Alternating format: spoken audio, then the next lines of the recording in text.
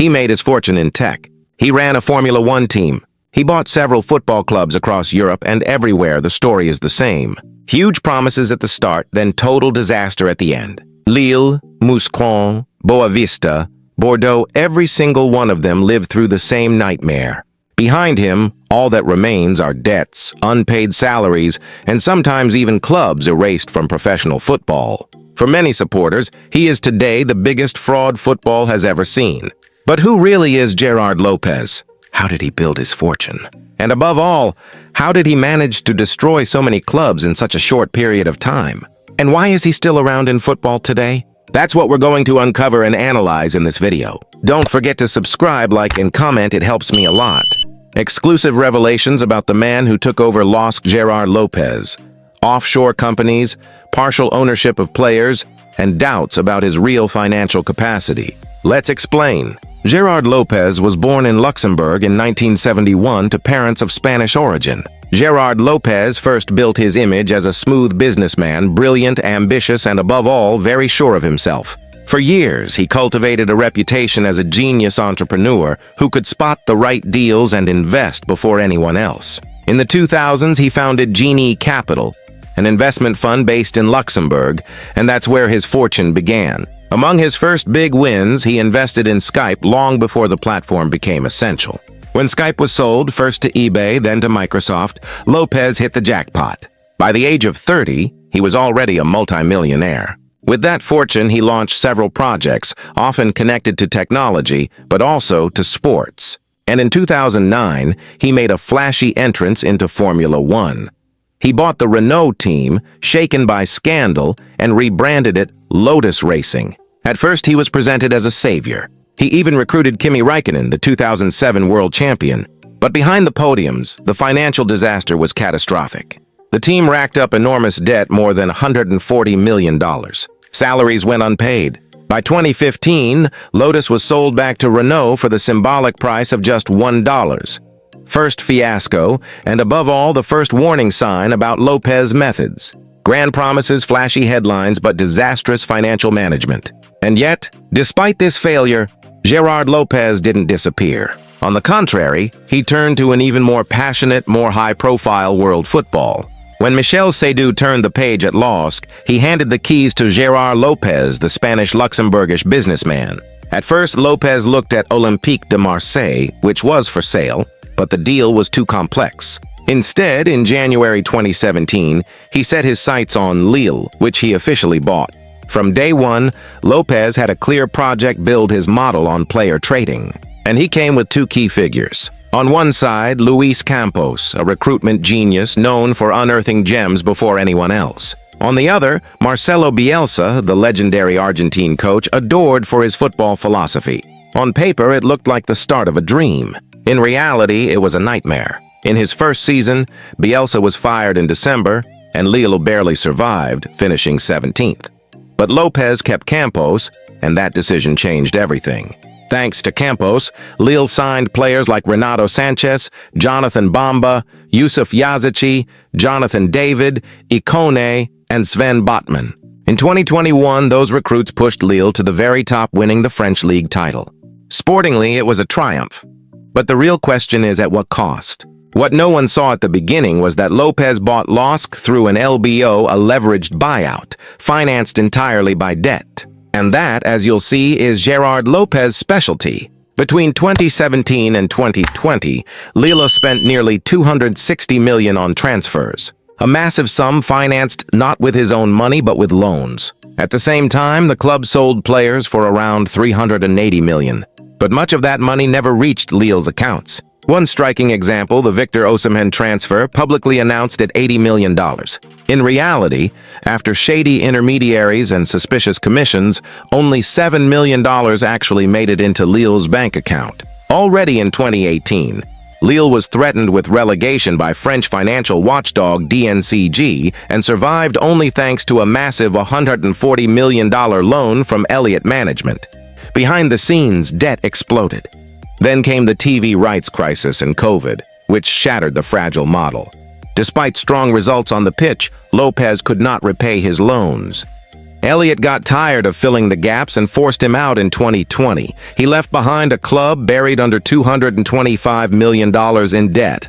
Lille had won a title, yes, but financially, Lopez had pushed the club to the brink of collapse. A few months before his exit from Lille, Gérard Lopez also took over Royal Excel Mouscron in Belgium.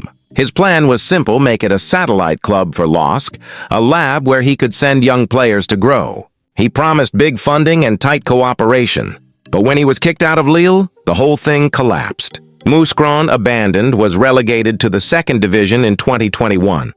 The following season was a nightmare by autumn. Players weren't paid, suppliers weren't paid, and debts piled up. On May 31, 2022, the club declared bankruptcy. Mouscron, a 100-year-old institution, was wiped off the football map. Once again, big promises, then abandonment, then ruin.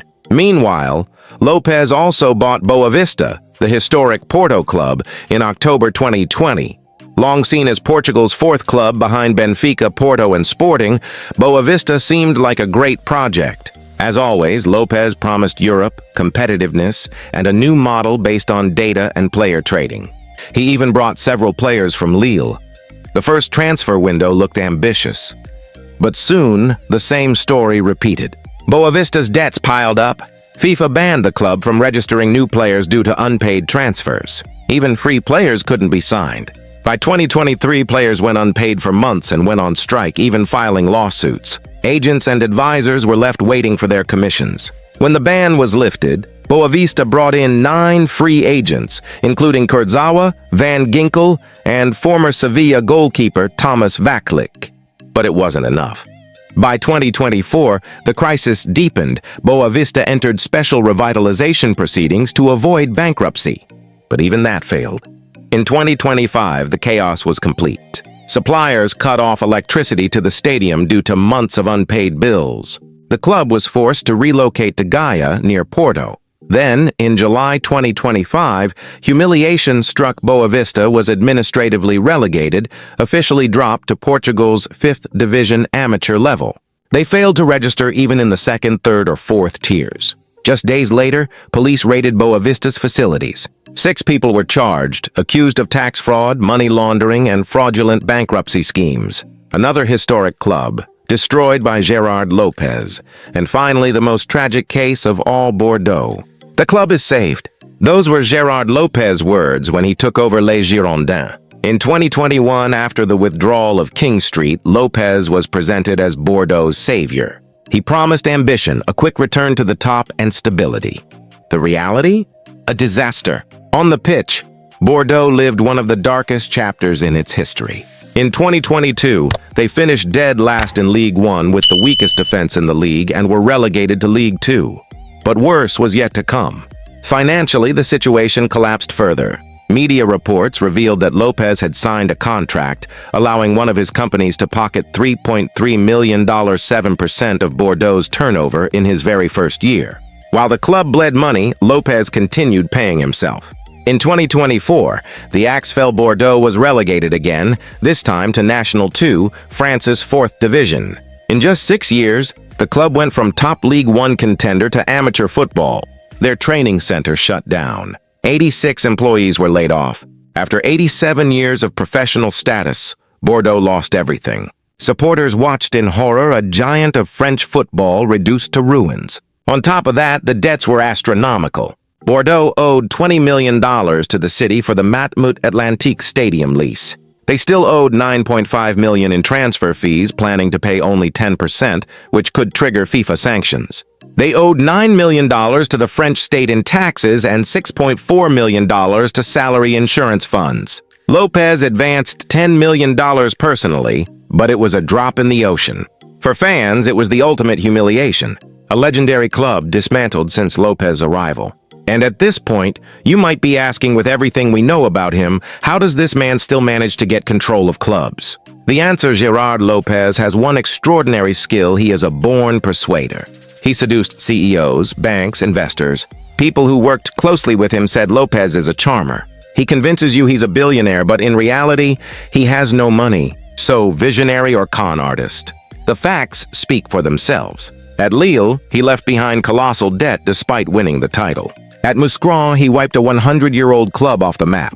At Boavista, he drove an institution into amateur football. At Bordeaux, he dragged one of France's most historic clubs to National 2, losing its professional status. This is no coincidence. It's a repeated pattern: arrive as the savior, promise the world, build shady financial structures, rack up debt, then leave destruction behind. And now justice is catching up. In 2024, Gérard Lopez was sentenced in France to 10 months suspended prison and a $45,000 fine for illegal activity linked to player agents. In Luxembourg, he faces charges of forgery in a suspicious financial transfer case. So yes, for many, Gérard Lopez isn't just controversial. He is the biggest fraud in modern football. With his baseball caps and t-shirts instead of suits, he looks approachable. That's his weapon. He charms, convinces, and dazzles. But when you dig deeper, all that remains are ruins. But what do you think? Tell me in the comments. And as always, if you have other video ideas, let me know. This was Clash Zone. Don't forget to subscribe, like, share, and comment. It helps me enormously. And we'll see each other very soon for another video. Ciao, friends!